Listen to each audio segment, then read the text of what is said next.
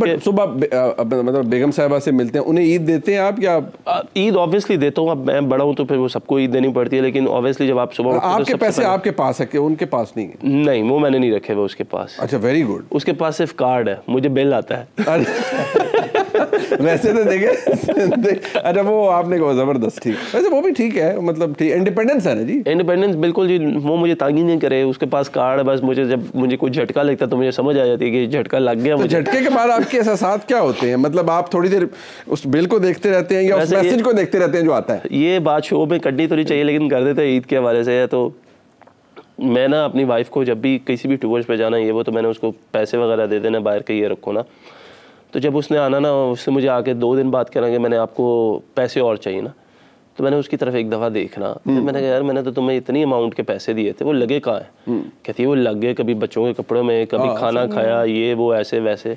मैंने कहा यार ये मुझे कुछ समझ नहीं आ रही, गए किधर, मतलब लिया क्या तुम? लिया क्या? उसके बाद ना उसने जब मेरे से नेक्स्ट टाइम पैसे लेना, उसके बाद उसने ना 1-1 रुपए की रसीद अपने पास रखी। उसने कहा नेक्स्ट टाइम पूछोगे ना ये रसीदें पकड़ लो। एक होता है रसीद रखनी, एक होता है रसीद मुंह तुम्हारी तो वो ना रसीदें लेके ना मेरे सामने रख देती है कि ये अब देख लें ये हुआ। वो बड़ी अखीर रिजेंटमेंट होती है खवातीन की, बहुत साहब चाहिए ना ले लो। हाँ जी, लेकिन वो लगता बुरा जरूर है उस वक्त कि यार ये तो बेइज्जती सी हो रही है, लेकिन बाद में मैं कहता हूँ नहीं ठीक है, अकाउंटेबिलिटी है। अच्छा, अरे ये काम वैसे जारी है अभी भी कि आप मतलब बेगम साहिबा को आपको वो कहेंगे चलिए आपने इतने पैसे दिए थे, ये इधर लग गए?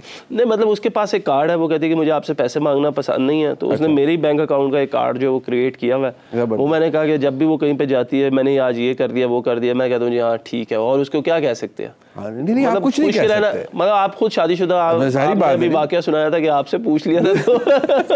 तो देखिए कुछ सवाल ऐसे होते हैं जो किसी शादीशुदा आदमी को नहीं पूछने चाहिए अपनी बेगम से, ठीक है? वो गलत सवाल है, वो कहते हैं ना। और मैंने कहीं सुना था there can't be a right answer to a wrong question. तो वो उसका सही जवाब ना मिले, इससे बेहतर होता है कि आप अपनी इज्जत अपने पास रखें, और खास तौर पे शादीशुदा आदमी को ये सवाल पूछने ही चाहिए, इससे रिलेटेड तो बिल्कुल नहीं पूछने चाहिए। तो वो बस इसी तरीके से अम्मी से मुलाकात होती है, फिर वालिद साहब हैं वो फौत हो चुके हैं, उनकी कब्र पे जाना होता है। उसके बाद वहाँ से होकर फिर आप जो कुर्बानी करवाते हैं, फिर कुर्बानी का गोश्त बांटना, फिर मेहमान आ जाने कोई आपकी तरफ, नाश्ता हमारी तरफ होता है मोस्टली, क्योंकि अम्मी ज़रा पाए शाय और वो कलेजियाँ बना देती हैं, तो फैमिली मेंबर्स आ जाते हैं, फिर हम उधर से कंटिन्यू करते हैं। Like a massive meat eater के भी खाना है मतलब? नॉट रियली, मैं कुर्बानी का गोश्त नहीं खाता टू बी ऑनेस्ट। अच्छा, हाँ, मतलब जो 3 दिन है रेड मीट नहीं खाते आप? नहीं, मुझे वैसे एक शुरू से आदत नहीं है, मतलब मैं वैसे आई लव मतलब गोश्त वगैरह हो तो मुझे बहुत पसंद है, लेकिन आप कुर्बानी का मैं नहीं खाता। हाँ, वो I felt like that way कि उन लोगों के लिए। अच्छा, बंदा होवे फास्ट बॉलर और फिर 1 स्टार जाए, फिर जनाब आनियाँ जानियाँ भी हों, और मैं ज़रा शादी से पहले और शादी के बाद भी मैं पूछूंगा, वो तो खैर ज़्यादा ख़तरनाक होगा आपके लिए। कितनी दफ़ा मतलब आपने कहा you were in awe of somebody's beauty, और कि यार कमाल ही है भाई, इतना ना सोचो? ऐसे नहीं, ऐसे गुजरा है टाइम, इसमें वो नहीं है, टाइम गुजरा है ऐसा, और बड़े बड़े खूबसूरत लोग देखे हैं, मर्द भी और औरतें भी, और obviously you do get attracted towards them. ठीक, तो मतलब ऐसा नहीं है कि हम उस चीज़ को डिनाई करें, लेकिन obviously as a representative you मतलब आपको एक अपना वो करना पड़ता है, तो you are an ambassador of Pakistan when you go out of the country और इवन इन पाकिस्तान, तो you have to be very much careful about कि यार ये चीज़ों का ख्याल रखना है। वो अब जो दूसरी तरफ आपने शादी के बाद वाला एक्सपीरियंस पूछा, तो वो ये है कि ये मैं आपको बता दूं कि कभी भी बीवी आपके पीछे नहीं चलनी चाहिए, बीवी को या आपके साथ चलना चाहिए या आपको बीवी के पीछे चलना चाहिए। ये बहुत खूबसूरत बात है, ये मैं आपको बता दूं, और उसकी वजह ये है कि मैं आपको वाकया शेयर कर दूं। वैसे हाथ खड़ा करके कह रहे मैं अपनी बेगम से वैसे पीछे चल रहा हूं। मैं ऑक्सफोर्ड स्ट्रीट पे था लंदन में, तो मैं थोड़ा तेज़ वॉक करता हूँ, वाइफ मेरी थोड़ा स्लो चलती है, तो मेरा बचपन का दोस्त भी साथ था, तो हम लोग वॉक पे स्ट्रीट कर रहे थे, तो मैं थोड़ा आगे था, वाइफ मेरी पीछे उससे बात कर रही थी दोस्त से मेरे साथ, तो मैं आगे था, तो अक्रॉस द रोड ना 2 खातून आ गई। ओके, अब वो जब आई ना, तो मैं एकदम मेरी ऐसे नज़र पड़ी ना, तो मैंने ऐसे करके देखा ना, तो एकदम मुझे पीछे से ना चुपेड़ पड़ी, इधर मैं ऐसे करके ऐसे, मैं क्या हुआ है, कह रही बस कर दो देखना।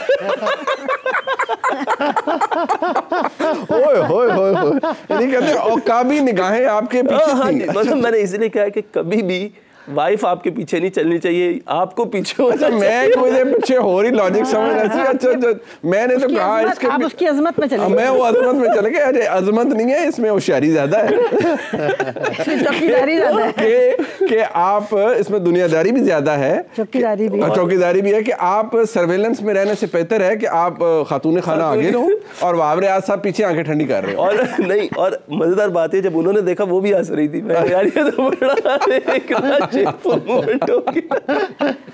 अच्छा, एज अ स्पोर्ट्समैन आपने नेचुरली, आप करियर में एक आता है, स्टेज आती है जब आप पीक करते हैं, जब पहली दफ़ा आपको हुआ और जब आप परफॉर्मेंस दी, जारी बात है, और when Wahab Riaz emerged as Wahab Riaz, तो वो फीलिंग क्या होती है कि जब आपको फ्रॉम नोबडी टू समबडी वाली, कि एक दिन तुझे कुछ भी नहीं होता, और जैसा बेंच स्ट्रेंथ आप बैठे हुए होते हैं, यू नो एट मैक्स आप वो तौलिया रखा होता है या किसी मदद कर रहे होते हैं, at in one match you become a star, तो वो क्या फीलिंग होती है? बंदा मतलब एक डिसबिलीफ होता है या क्या होता है?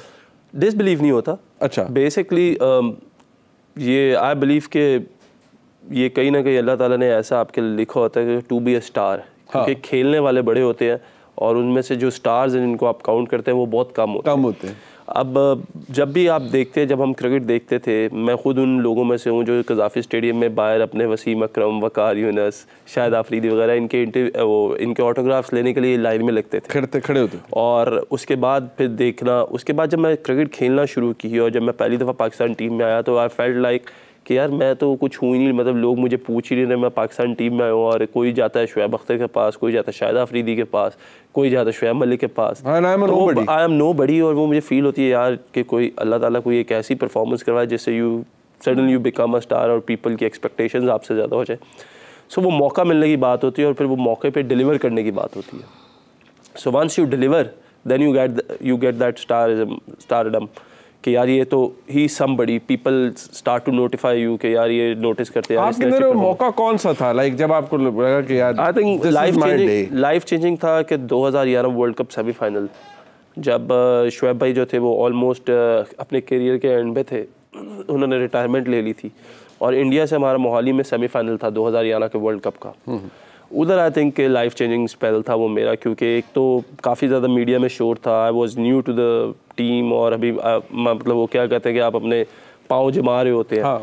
और शुएब अख्तर जैसा बॉलर तो सारी दुनिया को ही पता था कि वो शुएब अख्तर है, और उस टाइम पे उनको वो मैच नहीं खिलाना और मेरे पे वो ट्रस्ट करना और फिर मेरा वहाँ पे इंडिया के ख़िलाफ़ सेमीफाइनल में 5 आउट करना, डिलीवर करना, I think that was the game changing for me. और अरे जब पहली विकेट ली उस मैच में तो उसके बाद ये था, होता है ना कि यार एक होता नहीं और ऑन द बॉल और एक के बाद एक, तो वो थोड़ा सा मैं बताता हूँ कि जब ये हो रहा था तो मतलब मुझे पहले 2-3-4 मैच नहीं खिलाए गए, उसके बाद मुझे खिलाया तो 2 मैच अच्छे थे, एक बुरा हो गया, और फिर जब सेमीफाइनल आया तो बहुत ज़्यादा बस क्रिएट हो गई।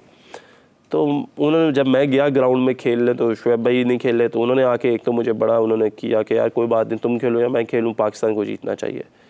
जब शुरू किया तो मैं इंडिया में पहली दफ़ा खेल रहा था और इतनी बस थी कि आपको कुछ सुनाई नहीं दे रहा था, शोर ही शोर था। मैंने उस जैसा एटमॉस्फेयर कहीं नहीं देखा, इवन के अपने भी ग्राउंड में मैंने उस तरीके की पार्टिसिपेशन नहीं देखी, जो हॉस्टिलिटी भी एक फील होती है वेरी वेरी मच। तो हमारी बॉलिंग आ गई, उन्होंने शुरू किया, मैं, रज़ाक भाई और गुली भाई 3 बॉलर थे। उन्होंने पहले ओवर में गुली भाई को 5 चौके मार 5 चौके मार दिए, उधर से रज़ाक भाई को मारा, फिर गुली भाई को मार पड़ी। अब लोग इतना ज़्यादा वो शाउट करें और चेयर करें, और मेरे दिल में चल रहा है शुएब अख्तर बाहर बैठा है, मेरा पिछला मैच अच्छा नहीं गुजरा, हाँ। मेरा आज ये सेमीफाइनल है।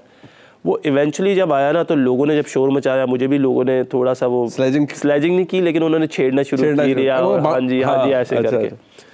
तो मैं अपनी नर्व्स कंट्रोल कर रहा था, तो इतनी देर में बॉलिंग के लिए उन्होंने मुझे बुलाया तो मुझे मिसबा भाई कहते हैं यार इसको बाउंसर ज़रूर मारी। अच्छा, कौन था on the other and? Sehwag. अच्छा, अभी तक दोनों ने बाउंसर नहीं किया, इन्हें बाउंसर ज़रूर करी, और अब सहवाग और गंभीर खेल रहे थे। हम लोग आई थिंक देवर पहले 4-5 ओवरों में देवर 50+ वनडे में। अच्छा। तो अब मैं जब बॉलिंग करना है, मैंने सोचा यार अगर उमर गुल जैसे बॉलर को, because he was also one of the best bowlers Pakistan have produced, मैंने कहा अगर इनको मार पड़ेगी, मुझे भी पड़ जाएगी तो क्या हो जाएगा। तो मैंने डाउन साइड पहले सोच लिया कि क्या होगा, लोग यही कह सकते हैं।